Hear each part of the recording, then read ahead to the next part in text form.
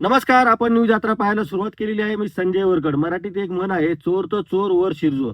आता भारतीय जनता पक्षामध्ये आणि अजित पवारांमध्ये पुणे आणि पिंपरी चिंचवड महानगरपालिकेच्या निमित्तानं जो संघर्ष सुरू झालेला आहे, तो वरवर आधी स्थानिक पातळीवरचा वाटत होता.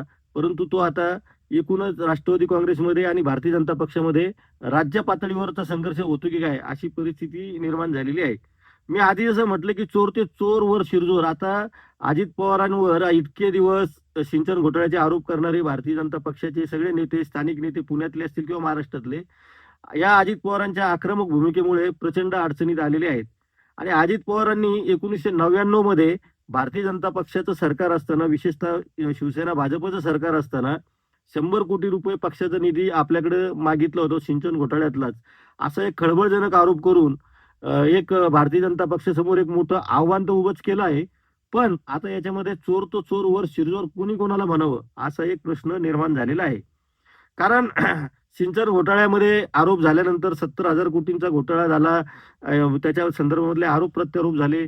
शरद पवारांपासून अजित पवारांपर्यंत सर्वच जण त्याच्यामध्ये अडचणीत येत राहिले. परंतु या घोटाळ्याची चौकशी समिती जेव्हा नेमली गेली, त्या समितीचा अहवाल माधवराव चितळे समितीने दिलेला आहे आणि त्यांनी ज्या क्रमाने या सगळ्या अनियमितता झालेल्या आहेत, त्यांनी घोटाळ्याच्या ऐवजी अनियमितता असा शब्द वापरलेला आहे. त्यामध्ये अर्थातच शिवसेना भारतीय जनता पक्षाच्या युतीच्या सरकारचा सुद्धा कालखंड त्यांनी त्यामध्ये नमूद केलेला आहे. हाच धागा पकडून अजित पवारांनी नेमकं त्यावेळेस काय घडलं होतं, हे सांगायला सुरुवात केली आहे आणि त्यामुळे भारतीय जनता पक्षाची प्रचंड पंचाईत झालेली आहे.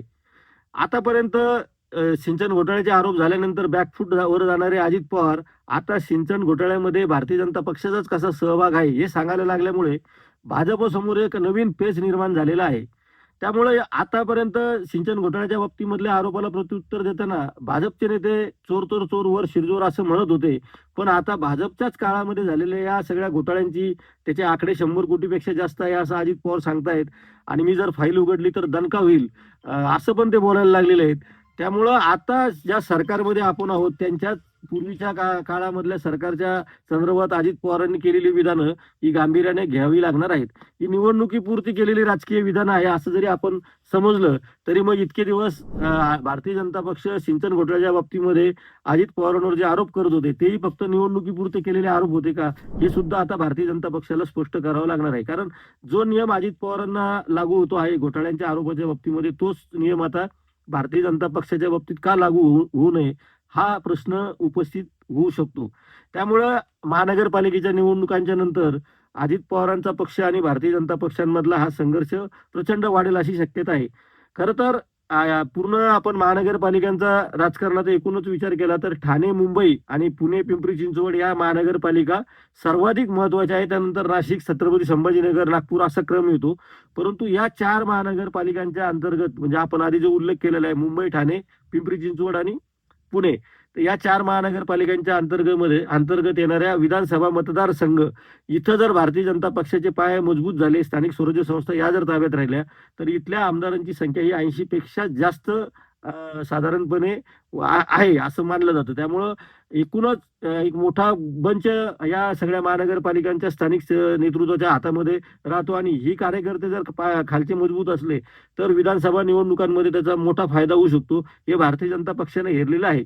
त्यामुळं त्यांनी ठाण्यामध्ये भारतीय जनता पक्षाचं एकनाथ शिंदे सोबत जी तडजोड केलेली आहे, त्याचं मुख्य कारण तेच आहे, की तिथं आता शिरकाव करून लगेच वर्चस्व प्रस्थापित करता येणं शक्य नव्हतं. मात्र अजित पवारांच्या पुणे आणि पिंपरी चिंचवड या बालेकिल्ल्यामध्ये घुसायचं आणि तिथला महापौर आणि सत्ता आपल्या हाती यावं यासाठी भारतीय जनता पक्षाने अजित पवारांना तिथं स्वतंत्रपणे लढण्याची मुभाही दिली. शरद पवारांसोबत जाऊन त्यांनी आघाडी करण्याची सुद्धा मुभा दिली. त्यामध्ये त्यांनी फारसं लक्ष घातलं नाही. परंतु निवडणूक जशी जशी समोर यायला लागली तसं आमदार महेश लांडगे आणि अजित पवारांचा कलगीतुरा रंगला. त्यांचा वर्चस्वाची लढाई इतकी हातगाईला आली की महेश लांडगे यांनी केलेल्या आरोपाला अजित पवारांनी स्थानिक पातळीवर उत्तर दिलं, की तुला राजकारणातून उचलून फेकून दिलं नाही तर नावाचा अजित पवार समजू नका, म्हणून घेणार नाही असं विधान करूनच थांबले नाही. तर त्याही पुढे जाऊन त्यांनी भारतीय जनता पक्षाचा 1999 मधला सिंचन घोटाळ्यातला सहभाग आता या सगळ्या आरोपांमध्ये चर्चेला आणलेला आहे. अजित पवारांची ही फार मोठी खेळी आहे का? अजित पवार आगामी काळामध्ये हा मुद्दा लावून धरतील का? अजित पवारांच्या सिंचन घोटाळ्याच्या फाईल अजूनही उघड्या आहेत आणि त्याच्यावर अजूनही कारवाई सुरू होऊ शकते. त्याच्यामध्ये अंतिम निकाल लागलेला नाही असं जे प्रदेशाध्यक्ष चंद्रशेखर बावनकुळे पूर्वीचे प्रदेशाध्यक्ष चंद्रशेखर बावनकुळे म्हटलेले आहे.